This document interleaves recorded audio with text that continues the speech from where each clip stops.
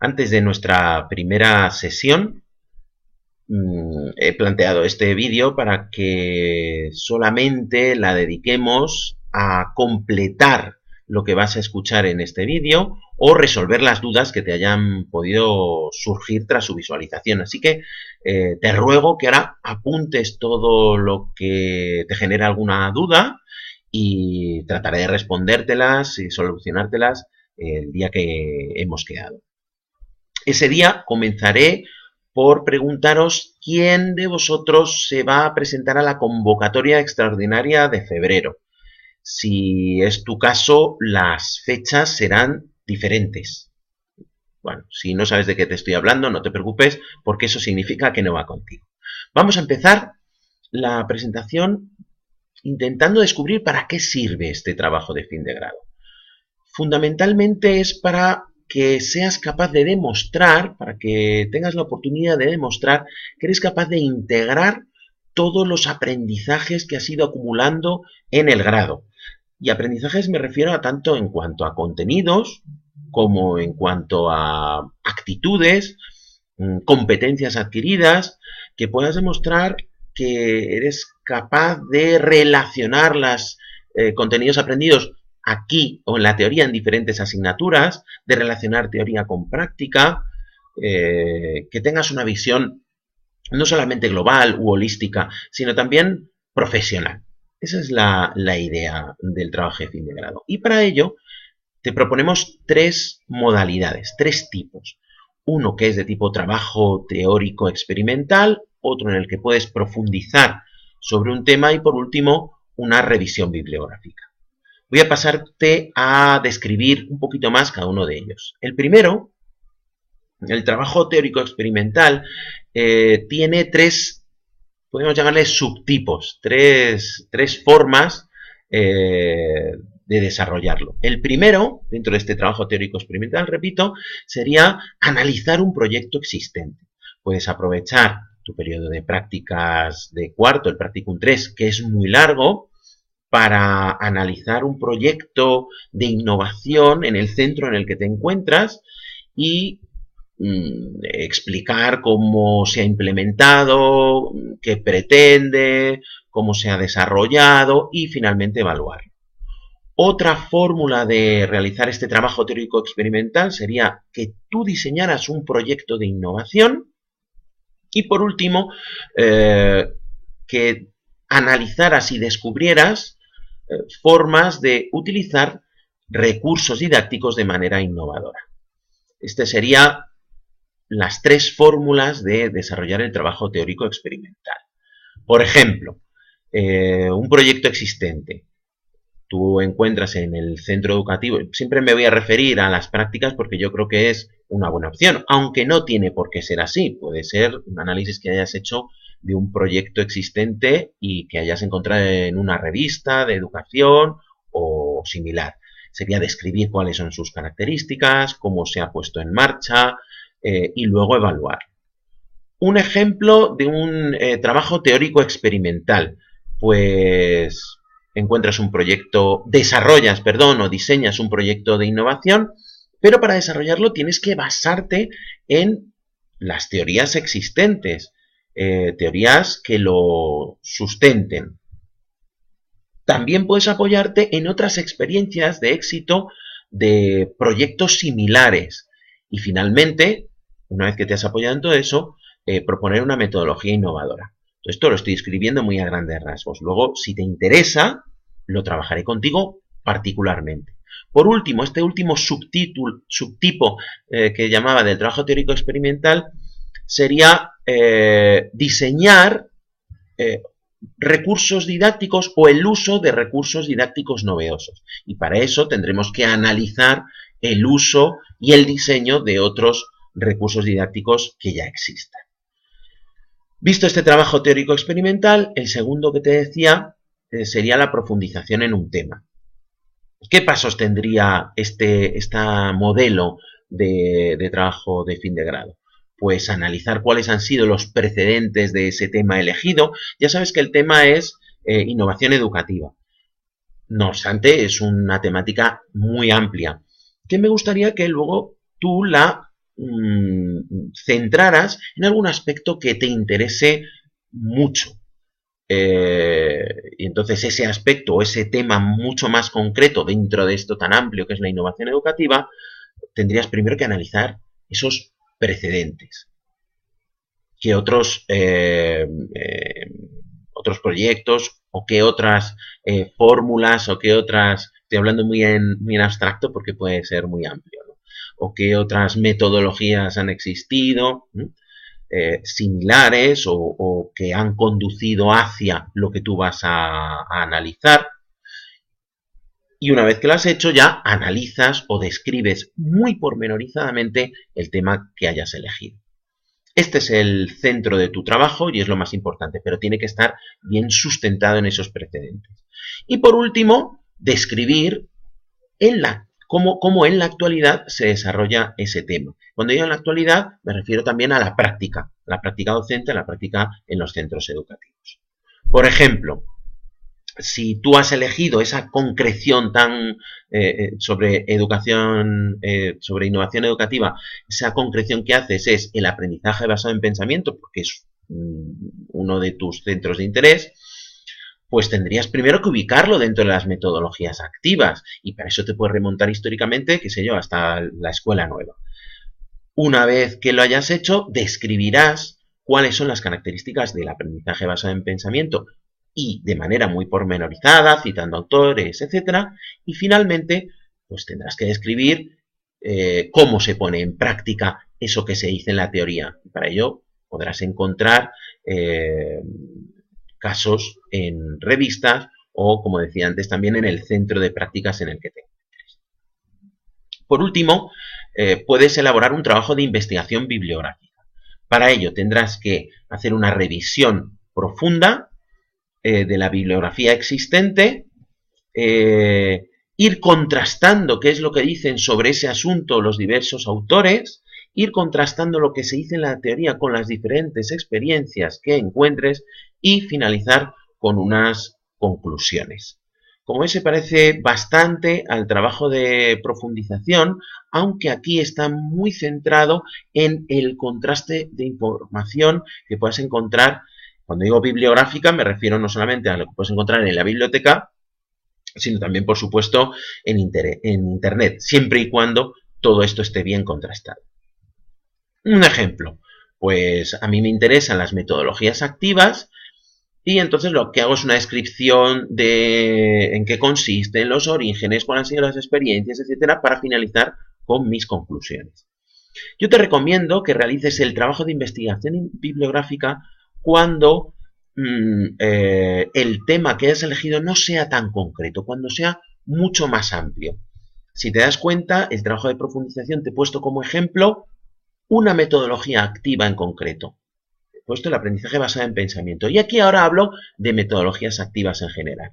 Entonces, es recomendable que cuando elijas un trabajo de investigación, un trabajo de profundización, sea porque acotas mucho, centras mucho la temática.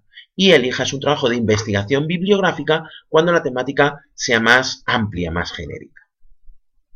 ¿Qué necesitas para empezar o antes de iniciar tu trabajo de fin de grado? No es tanto la elección del tipo de TFG, que puede ser un primer acercamiento, como mucho más el tener una idea, el elegir una idea. Y esa idea puede provenir de tus experiencias previas. Has tenido experiencia en las prácticas durante los años precedentes. Puede provenir de tu estudio. Has estado viendo la teoría sobre el grado que has estado estudiando. Pero también puede provenir de pálpitos, de percepciones, de intuiciones, inquietudes, puede provenir incluso de tu vida cotidiana, de una inquietud personal. Me gustaría que la sociedad fuera de esta manera y por eso creo que la educación debería desarrollar tales cosas. Pueden ser inquietudes incluso personales. Esa idea, que sea algo que te guste, que te apasione. Tienes medio trabajo de fin de grado si eliges una idea que a ti te llene y en la que creas. El trabajo se va a hacer casi solo. Cuando algo te gusta, el trabajo no cuesta. Así que te sugiero que busques una idea que a ti te movilice, que te guste y que te veas en el futuro trabajando en ella incluso, que la puedas desarrollar más en el futuro incluso. ¿Cómo comienzas el TFG una vez que ya tienes la idea? Pues entregándome una pequeña ficha. Me gustaría que tras la reunión pues dejes pasar un máximo de 2 semanas, es decir, que la semana siguiente a la reunión sería lo ideal, me entregues una pequeña ficha, una hoja, que puedes hacer digitalmente o incluso personalmente, yo creo que sería lo ideal, que vengas a una tutoría y me digas qué tipo de trabajo de fin de grado has elegido, qué título se te ocurre que podría tener. No importa mucho porque lo cambiaremos, seguro, pero te va a ayudar a centrar el tema y te va a ayudar a describírmelo cuando nos veamos. ¿Qué pretendes con él? No hace falta que los objetivos ni siquiera estén hasta bien redactados, sino con que me digas qué pretendes hacer con el trabajo de fin de grado me puede valer. Que te marques una estrategia de trabajo y esa estrategia de trabajo marcada con fechas muy concretas. Cuando me presentes esa ficha, te voy a poder ayudar mucho mejor. El trabajo de fin de grado en Scuni lo trabajamos muy personalizadamente y el que me traigas ya algo pensado nos puede ayudar a iniciar algo más concreto. Aquí no puedo concretar nada porque este vídeo va a ti y a todos tus compañeros. La estructura que vas a plantear en el trabajo de fin de grado no tiene por qué ser exactamente la que aparece en la guía que tienes a tu disposición. Te sugeriría que la miraras, pero también te doy plena libertad, como cuando andas en una playa que no tienes un camino hecho, como te sugiero en esa imagen, pues de igual manera. Puedes caminar libremente y por lo tanto puedes elaborar una estructura muy diferente. Eso sí, siempre tras mi supervisión. Me gustaría que la estructura que planteas sea completamente libre, me la traigas y sobre ella trabajemos juntos. Siempre va a ser tu trabajo, no te lo voy a hacer yo, pero te puedo sugerir alternativas. La decisión finalmente va a ser tuya. Cuando ya lo hayas elaborado, lo tendrás que presentar en las fechas en las que te planteé. ¿Y en qué formato? Te lo voy a pedir en formato papel y también en formato digital. A través de la plataforma virtual Moodle te abriré una tarea para que lo puedas subir. Necesito que esté en ambos formatos. Y además, trascendental que cumplas los requisitos de cita y de formato de APA. En esa próxima reunión te diré cómo lo podemos, cómo lo puedes realizar adecuadamente. De hecho, en Scuni hemos planteado una mezcla de el formato APA con otro formato, o hemos completado o hemos definido más concretamente el formato APA con indicaciones propias de Scuni. Y tienes un documento específico que puedes consultar. Ese documento, bueno, pues no es muy amplio y te va a guiar muy bien para citas habituales. Si te sales de esas citas habituales, no te preocupes porque yo te voy a ayudar. Ahora me las tienes que traer como dudas. Por ejemplo, no sabes cómo citar un vídeo, que eso no viene en esta guía. Y sin embargo has consultado ese vídeo o un documental y quieres ponerlo en la bibliografía y también lo quieres citar en el texto. ¿Cómo lo haces? Bueno, pues como no viene en esa guía que te estoy diciendo, me lo preguntas a mí cuando tengas oportunidad o por correo electrónico, que también lo puedes hacer. Y a la hora de elaborarlo, llegamos al momento clave de esta presentación, así que te pido especial atención. Tienes que tener la idea de que debes elaborar tú tu propio hilo argumental. Puedes basarte en autores para fusionar todas esas ideas y la fusión de ellas y hacia dónde conduzcan es tu labor.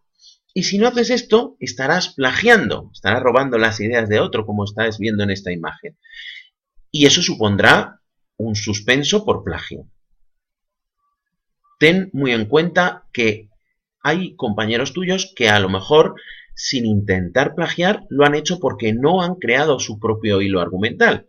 Y eso no significa que no esté suspenso el trabajo.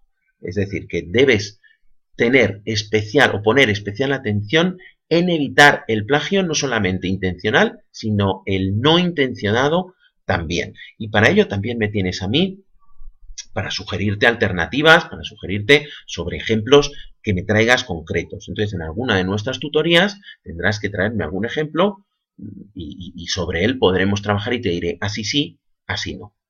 Como ves, toman especial relevancia a lo largo del tiempo las tutorías que tengamos. Te invito a que vengas a cuantas más mejor. Te explico un poquito más y con ejemplos concretos cómo hacer este hilo argumental de manera que no sea plagio. Mira aquí. Dice, Aristóteles mantenía que la música, eso lo ha escrito un compañero tuyo, y luego cita textualmente lo que decía Aristóteles, pero fíjate que también, como lo dice Platón y como lo dicen otra serie de autores, no está citando directamente ni a Aristóteles ni a Platón, sino a otra persona que lo ha recopilado, que en este caso es Espriu, y lo hizo en 2005. Si te das cuenta, no ha copiado directamente lo que dijo Espriu y dice, este alumno, compañero tuyo, y dice, lo he escrito yo, y cito a Aristóteles y pongo a Aristóteles y la fecha y Platón y la fecha, entre otras cosas porque sería complicado, sino que demuestra que él solamente está cogiendo lo que ha dicho Espriu y lo pone aquí. Para luego, este compañero tuyo, continuar con su propio hilo.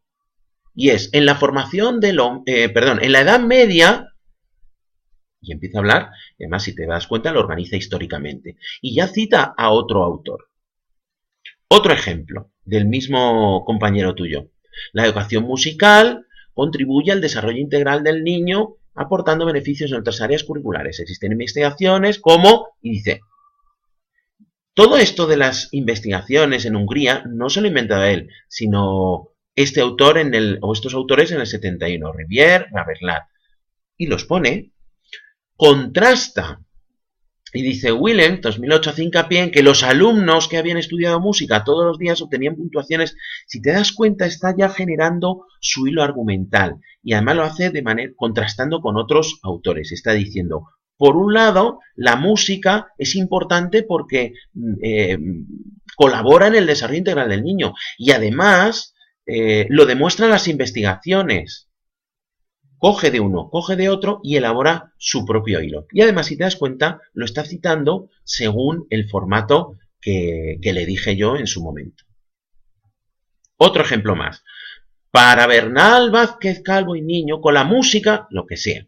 Continúa. Williams, en 2008, considera la música como que da. Para Eliot, en 1994, es decir, que toma como referencia a varios autores que hablan sobre lo mismo. Esto lo que está haciendo es contrastar. No pongo lo primero que me encuentro por ahí y lo tomo como dogma. Lo pongo como posibilidad. Y una vez que creo que eso es posible, lo que está diciendo este autor, que es posible como verdad, lo contrasto con lo que dice otro autor. Y ese contraste me va a servir también para formar mis propias deducciones, inferencias y finalmente conclusiones. Cuando yo contrasto lo que dicen varios autores, encuentro diferencias, encuentro similitudes. Y eso conforman mis conclusiones. El contraste de fuentes es muy importante.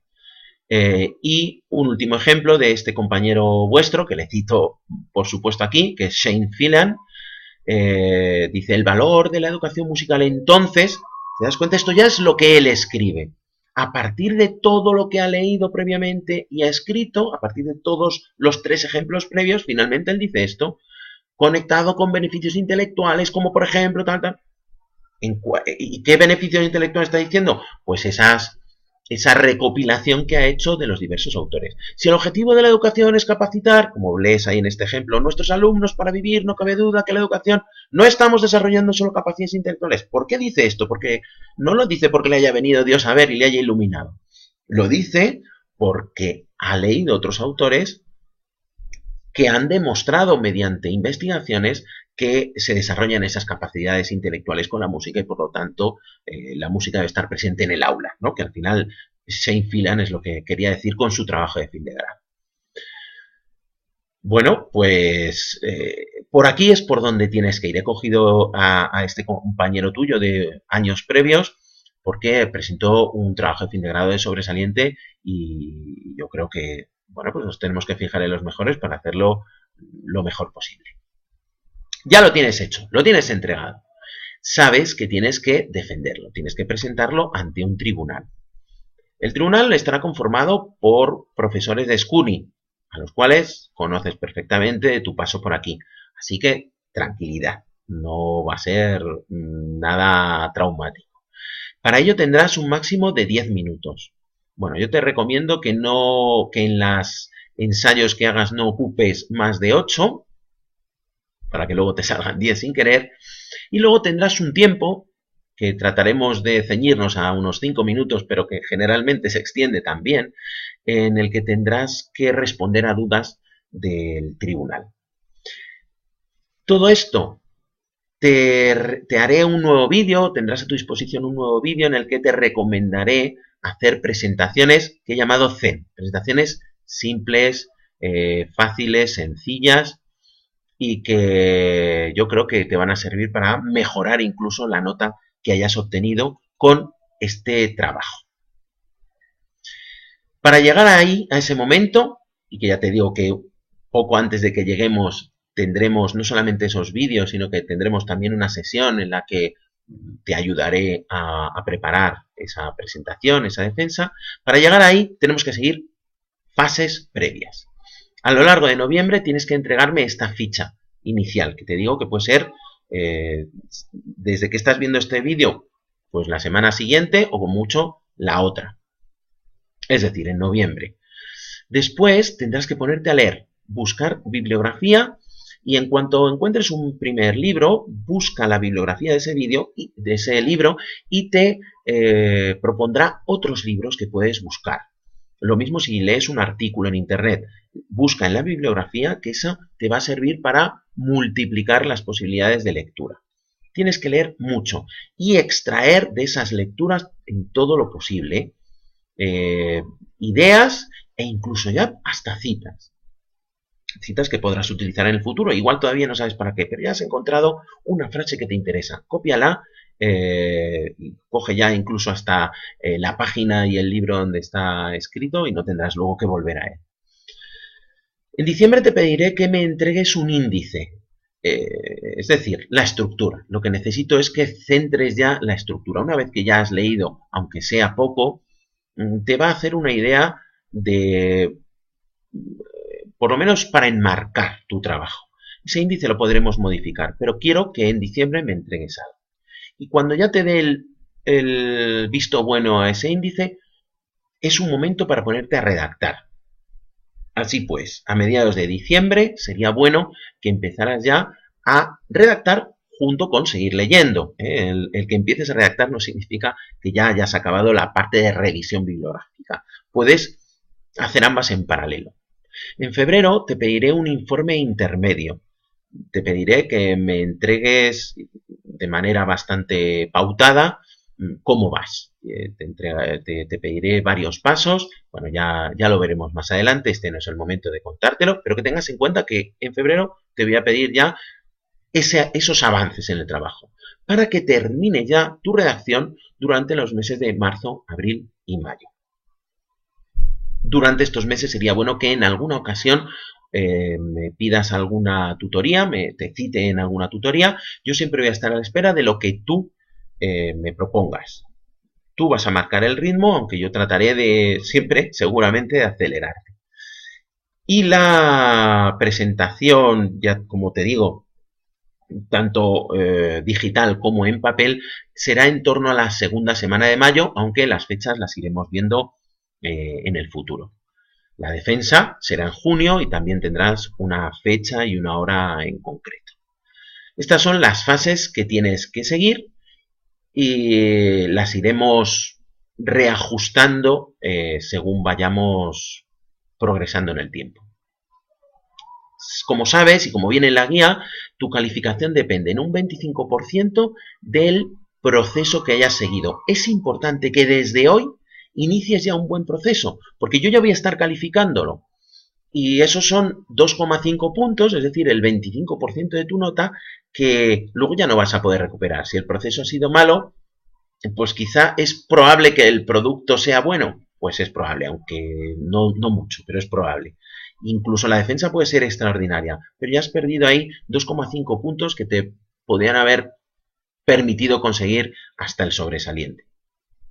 Proceso. Desde aquí hasta que le entregues el trabajo, lo iré calificando y tendrá eso, un máximo del 25% de tu nota. El entregable, lo que te digo que tienes que darme en papel y en digital, el 50%. Y por último, la defensa, el día en el que tienes que presentar, siempre y cuando te haya, te haya dado yo el visto bueno al trabajo, es decir, si has superado el trabajo, podrás defenderlo. Si no has superado el trabajo, no te permitiré, no será apto para la defensa. Si es apto para la defensa, pones en juego ese 25% más. Yo te recomiendo que te la prepares porque puede ser un momento de mejorar tu nota. Hay muchas defensas que trabajos mediocres las mejoran, así que yo creo que es una buena oportunidad para mejorar tu nota.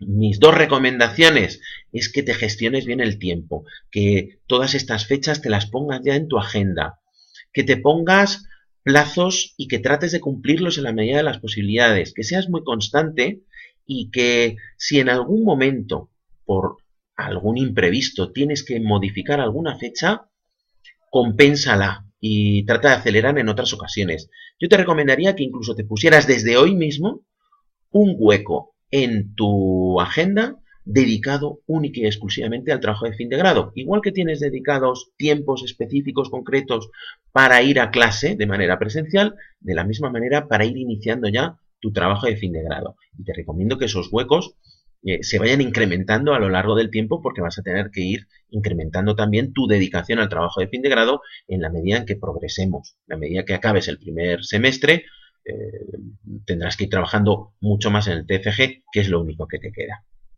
Me tienes a tu disposición en este correo que ves aquí, rferrer@escuni.es, en mis tutorías que están publicadas, como sobre todo al final, que es cuando más me necesitas. Va a ser a partir de los meses de febrero en adelante. Ahí el resto de tus compañeros de TFG también me necesitan.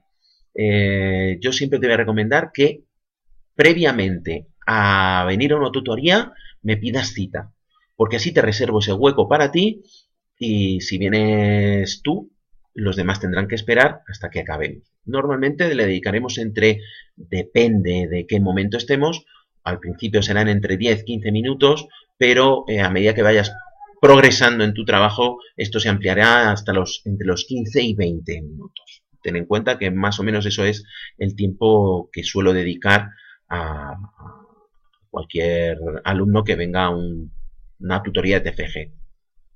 Como es tanto tiempo, necesito citaros. Entonces, te recomiendo que antes de venir me pidas una tutoría a través del correo. Si no, puedes venir igualmente, pero si hay alguien con cita, estará por delante de ti lamentándolo mucho.